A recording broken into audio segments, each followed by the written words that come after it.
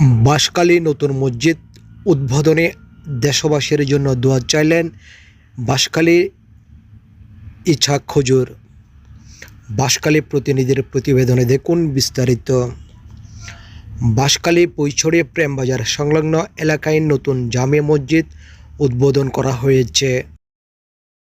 4 ফেব্রুয়ারি জোহরের নামাজ আদায় ও দোয়ার মাধ্যমে মসজিদটি উদ্বোধন করা হয়।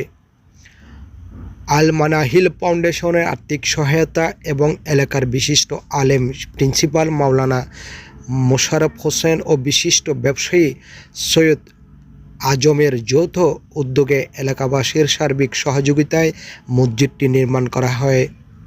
পীরে কামেল ইসহাক হুজুরের দোয়া ও মোনাজাতের মাধ্যমে অত্যন্ত সুন্দর ও মনোরম মসজিদটি উদ্বোধন করা হয়। এতে প্রধান অতিথি ছিলেন বাঁশখালী উপজেলা পরিষদের সাবেক চেয়ারম্যান অধ্যক্ষ মাওলানা জহিরুল ইসলাম। উপস্থিত ছিলেন সাবেক ইউপি চেয়ারম্যান মাওলানা আরিফুল্লাহ, পৈছড়ি কামেল মাদ্রাসার প্রিন্সিপাল মাওলানা মোশাররফ হোসেন, মাওলানা সুলাইমান, মাওলানা আব্দুল সামাদ, মাওলানা ইসমাইল, মাওলানা মোহাম্মদ নোমান, মাওলানা অলিউল্লাহ, বিশিষ্ট ব্যবসায়ী সৈয়দ আজম, বাঁশখালী প্রেস ক্লাবের সভাপতি শওকত হোসেন চাটগামী, সাংবাদিক শাহ মোহাম্মদ শফিউল্লাহ, আলেম ওলামা, এলাকার গণ্যমান্য ব্যক্তিবর্গ ও এলাকার বিভিন্ন শ্রেণীর পেশার মানুষ উক্ত মসজিদ উদ্বোধনে উপস্থিত ছিলেন।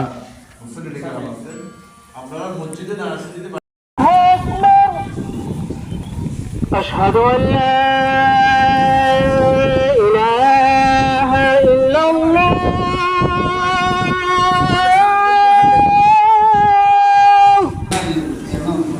أشهد أن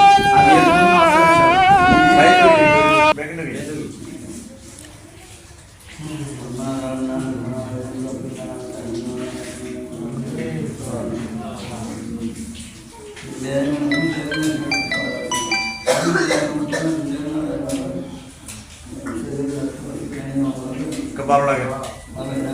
Di sini.